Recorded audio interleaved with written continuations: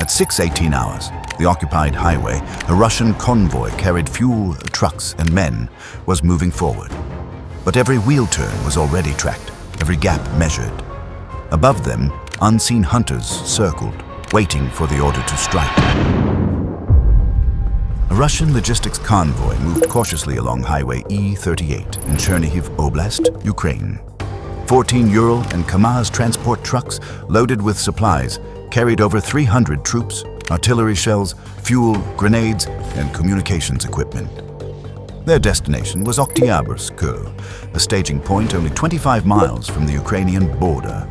None of them knew that across the tree line, electronic targeting systems had already locked onto every movement.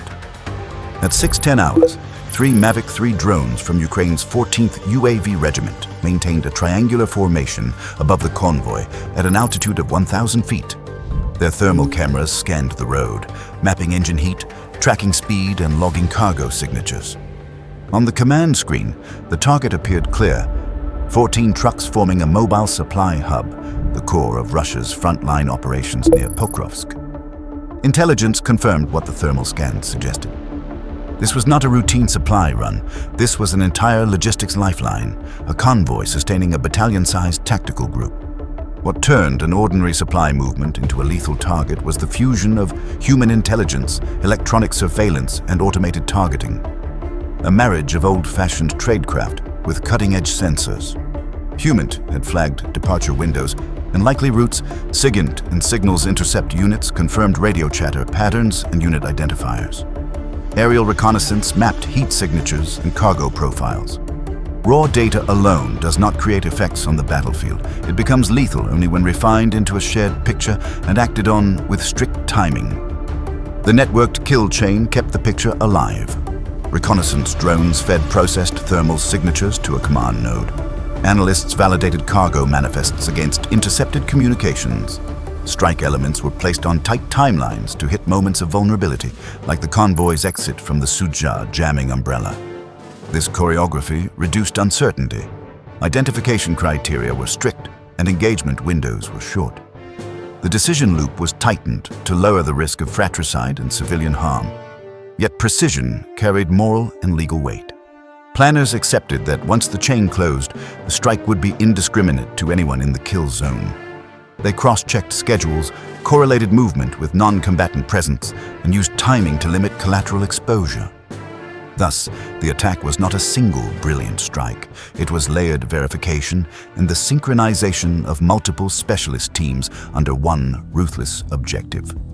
On board, the trucks were nearly 650,000 rounds of 5.45 by 45 millimeter ammunition, a fuel tanker holding 1,900 gallons of diesel, over 1,200 grenades of multiple types, and 2,001 artillery shells.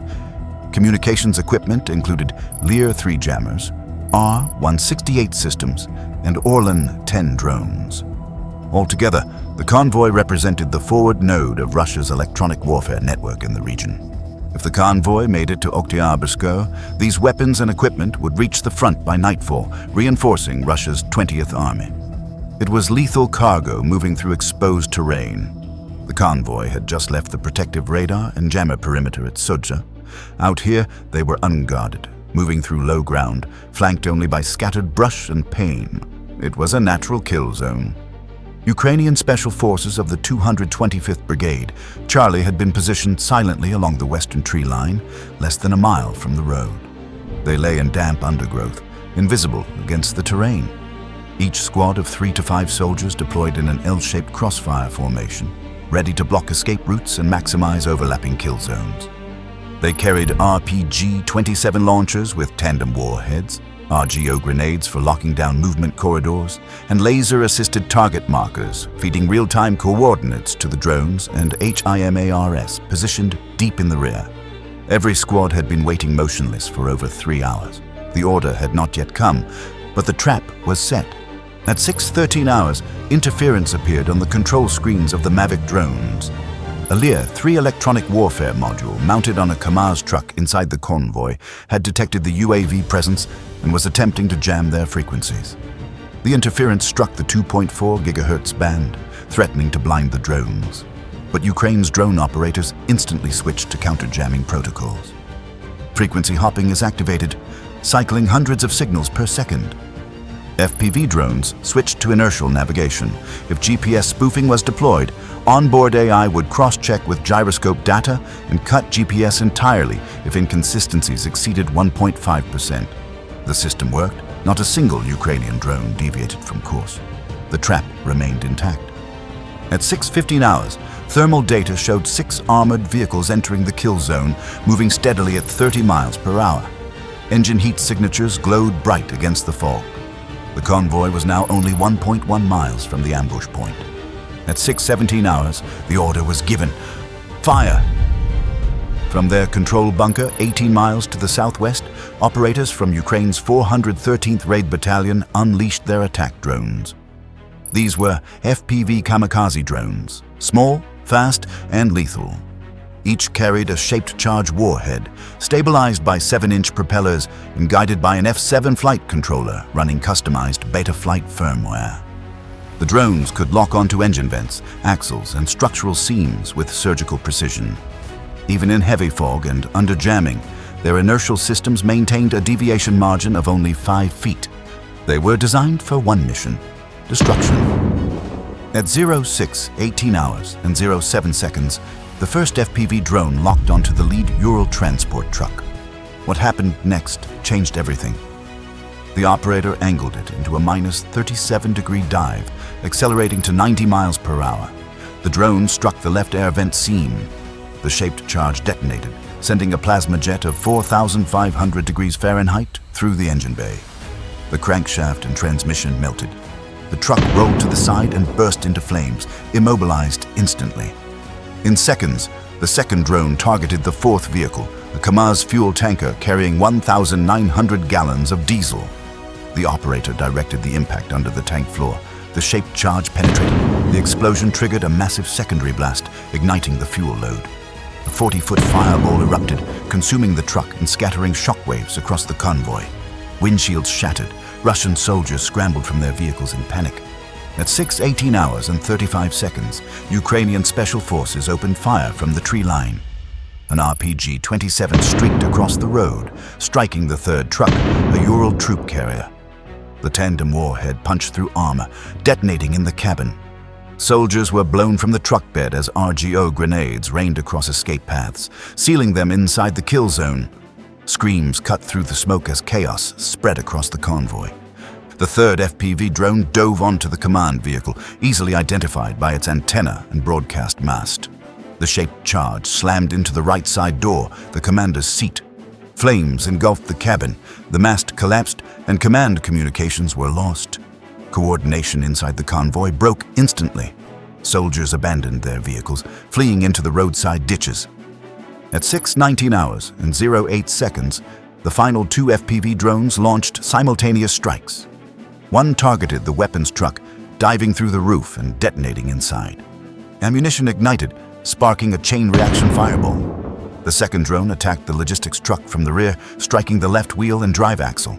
The truck skidded sideways, its axle broken, permanently disabled. In less than 2 minutes, the Russian convoy was immobilized, burning across the highway.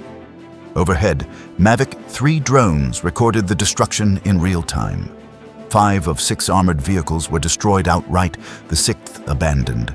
The remaining 8 trucks were consumed in explosions. Within 180 seconds, the convoy no longer existed as a fighting unit. The ambush was a textbook display of layered coordination, drones striking from above, special forces sealing escape routes, and artillery standing by for counterfire if needed. And yet, not a single Ukrainian soldier revealed their position in the open. No firefight dragged on. It was surgical. It was over almost as quickly as it began. By 06:22 hours, the road was a belt of destruction stretching 300 yards. 11 trucks were incinerated beyond recognition. 3 were disabled, their frames blackened and twisted. Over 300 Russian troops were confirmed killed or incapacitated, most within 200 meters of the strike zone. Not a single Ukrainian casualty was reported. Drone footage showed wreckage scattered across the asphalt, vehicle frames thrown 100 meters by blast waves, shattered communication gear, and tires burning in pools of diesel. A column of black smoke rose high into the fog, marking the kill site like a signal fire. Highway E38, the vital supply corridor feeding Russian forces near Pokrovsk and Kharkiv, was blocked completely. Recovery teams from Octiabrskoe attempted to approach but found the route impassable. For over 48 hours, Russian logistics were crippled. Reinforcement columns from Belgorod were delayed. Artillery batteries went without resupply. Fuel distribution slowed to a crawl. Russian units on the Western Front were forced to detour nearly 45 miles, disrupting schedules and leaving frontline troops undersupplied. One convoy destroyed, but the impact rippled far beyond the road. The destruction was only the first ripple in a wider storm. The ambush burned vehicles and shattered comms, but it also forced a doctrinal rethink. Routes once seen as routine became death traps. Commanders now traded speed for security. The short-term effects were brutal. An artillery battery ran dry of propellant. Mechanized companies froze advance orders. Medevac crews stretched timelines and risked lives. Longer-term effects cut deeper. Supply officers rerouted convoys onto longer, less predictable corridors. They imposed stricter convoy discipline. They dispersed loads to reduce single-point losses. These moves slowed transit, burned more fuel, and exposed other sectors to risk. The psychological damage spread fast. Troops knew a drone swarm could erase a logistics node without warning. Fear degraded morale. Costs climbed as commanders demanded escorts, electronic countermeasures, and route reconnaissance. For Ukraine, the strike validated cheap, high-precision UAV tactics that inflict outsized effects. For Russia, it forced countermeasures, hardened fuel cells, redundant comms, smoke, decoys, and smaller dispersed movements. Every tactical triumph pressures the other side to adapt. The battlefield shifts not only by what drones destroy in 3 minutes, but by the enduring behavioral changes they force across entire armies. The ambush highlighted the precision of modern Ukrainian tactics, three-tiered, integrated, uncompromising. At the top layer, HIMARS batteries positioned far to the rear stood ready, beyond range of Russian counter-battery fire.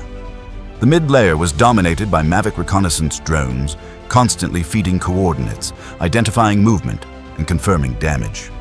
On the ground, the 225th Brigade Charlie sealed the trap, ready to engage survivors and suppress any counter-response. Infantry no longer charged headlong into fire. They acted as the lock in a closed kill chain, the final piece in a coordinated strike. In just under 3 minutes, the convoy was erased, not by tanks, not by aircraft, but by unmanned aerial vehicles, artillery synchronization, and special forces hidden in silence. The battlefield was transformed into a demonstration of 21st century warfare, fast, coordinated, and devastatingly precise. Wars are not decided by a single strike, but by how each side adapts to the blows it takes. Ukraine's drones turned one convoy into a lesson that reshaped doctrine, logistics, and morale. For Russia, survival now demands constant countermeasures. For Ukraine, it proves that small, precise tools can change the rhythm of a much larger fight. In modern war, the real victory isn't just in destruction, it's in forcing the enemy to live differently every day after. What are your thoughts on this strike and its ripple effects? Do you see drones as the future of modern warfare, or just one phase in an endless cycle of adaptation? Share your take in the comments and stay with us for every twist, turn, and strike.